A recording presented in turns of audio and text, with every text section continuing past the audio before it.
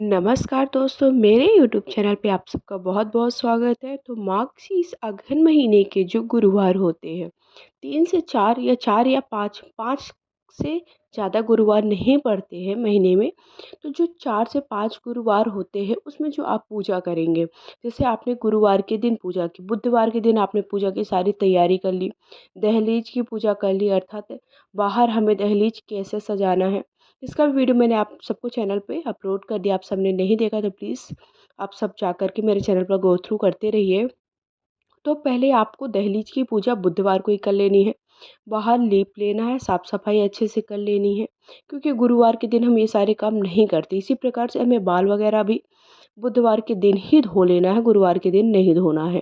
तो अगहन के महीने में माना जाता है कि जो मार्गशीर्ष का महीना है, उसमें माता लक्ष्मी उत्पन्न हुई थी 10वीं तिथि के दिन। इसलिए ये जो महीना होता है बहुत ही खास होता है। अगर आप चाहते कि आपके घर में माता लक्ष्मी का स्थायी वास हो, घर में सुख समृद्धि बनी रहे और माता लक्ष्मी जहाँ पर रहती है वहाँ धन की कभी कोई कमी नहीं होती, तो धन की कमी ना हो, इसी कामना के साथ आप चाहते हैं कि आपके घर में ऐसे माता लक्ष्मी का सब कोई चाहता है, देखिए आप नहीं, सब कोई चाहता है कि माता लक्ष्मी सबके घर पर रहे, क्योंकि जब लक्ष्मी रहेंगी तो सुख समृद्धि भी आ जाती है और संपन्नता आती है, मान सम्मान बढ़ता है इंसान का। तो उसके लिए हमें प्रत्येक गुरुवार को पूजन करना होता है अगहन के महीने में। साथ ही साथ देखिए माता लक्ष्मी का पूजन करते हैं तो मन में शांति भी होती आती है और दरिद्रता घर से दूर होती है। तो ये सारी चीज़ों को दूर करने के लिए आपको अगहन के महीने में प्रत्येक गुरुवार को माता लक्ष्मी का विधि विधान से पूजन करना चाहिए। लक्ष्मी कलश सजाया जाता है, कई जगह पर क्या होता है केवल लक्ष्मी कलश ही सजाया जाता है, उसी का पूजन किया जाता है। तो पूजा के बाद जो आप सामान चढ़ाते हैं, जो आपने सामान चढ़ाया है, वो कब उठाना है, क्योंकि हमें प्रत्येक गुरुवार को पूजन करना है। तो हमें सामान कब उठाना, तो देखिए आपको ये सारा सामान कब उठाना है, शुक्रवार के दिन उठाना, मतलब गुरुवार के दूसरे दिन, जिस दिन आपने पूजा किया है उसके दूसरे दिन हमने जो जो सामग्री चढ़ाई थी पूजा की, वो हटा देनी, मतलब उठा देनी है। फिर हमें अगले गुरुवार को फिर से वही सारी चीज़ें पूजा में प्रयोग में लानी है। तो कौन कौन सी चीज़ें आपको पूजा में प्रयोग लानी है, कौन सी चीज़ पूजा में प्रयोग नहीं लानी है, नई चीज़ें लेनी है।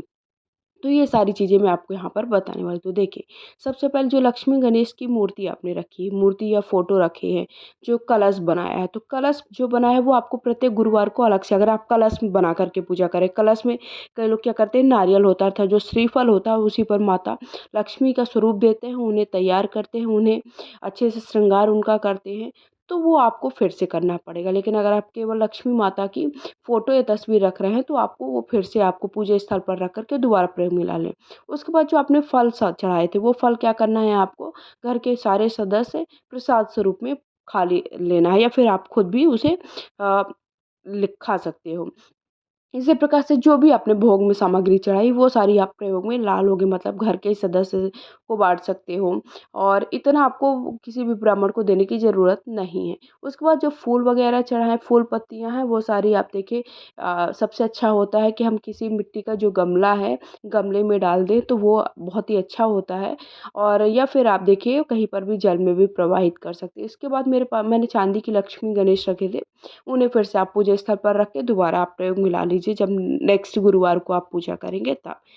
तो और इन्हें आप देखिए साफ़ भी समय-समय पर करते रहें, और वैसे आप सब साफ़ करना चाहिए, क्योंकि चांदी के जो भी लक्ष्मी गणेश होते हैं या फिर कोई भी मूर्ति वगैरह होती है वो बहुत जल्दी काली पड़ने लगती है। उसके बाद जो सुहाग की सामग्री चढ़ाई है वो आपको क्या करना है, आप चाहें तो देखिए प्रत्येक बार चढ़ा सकते हैं, नहीं आपने एक बार चढ़ा दिया है, आप उसे रख लीजिए, जब लास्ट आपका गुरुवार हो जाएगा उसके बाद आप किसी ब्राह्मण को दान दे सकते हैं या फिर किसी सुहागन स्त्री को, या फिर आप खुद भी प्रयोग में ला सकते हैं।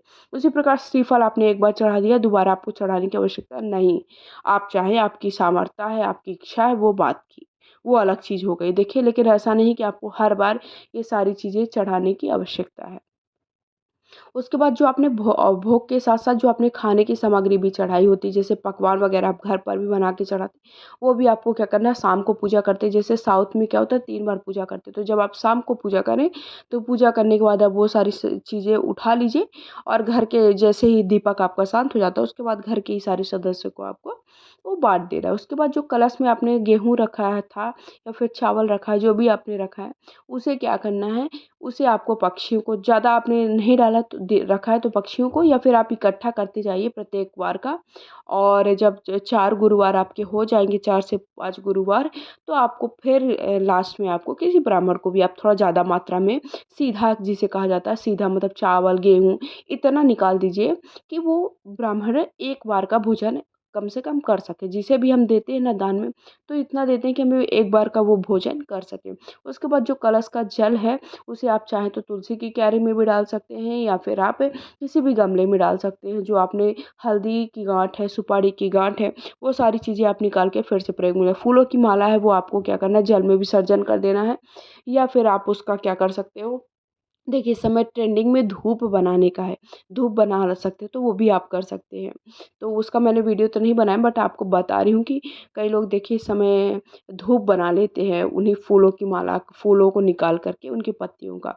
उसी प्रकार माता लक्ष्मी के एक को भी जो फूल चढ़ाए, वो सारे फूल इकट्ठा कर लीजिए, जल में विसर्जन कर दिए। देखिए अभी तक आपने मेरे चैनल को सब्सक्राइब नहीं किया, पहली बार मेरे चैनल पे आए तो प्लीज़ मेरे चैनल को सब्सक्राइब कर लीजिए, ताकि पूजा पाठ से जुड़ी हुई जानकारी आप सबको प्राप्त होती रहे। उसके साथ-साथ आप मुझे इंस्टा पे फ़ॉलो कर सकते हैं, वहाँ पर भी आपको प्रत्येक दिन के उपाय, पूजा पाठ से जुड़ी हुई जानकारी, पूजा की विधियाँ और नए-नए नियम, पूजा से हमें कब पूजा करनी चाहिए, कब पूजा नहीं करनी चाहिए, कब दीपक प्रज्वलित करना चाहिए, कैसा दीपक जलाना चाहिए, सारी जानकारी आपको वहाँ पर मिलती रहेगी। मेरा फ़ेसबुक पेज है, उसे भी आप लाइक करें, और प्लीज़ कमेंट बॉक्स में जाकर के जय ल माता लक्ष्मी अवश्य लिखें। माता लक्ष्मी की जय हो।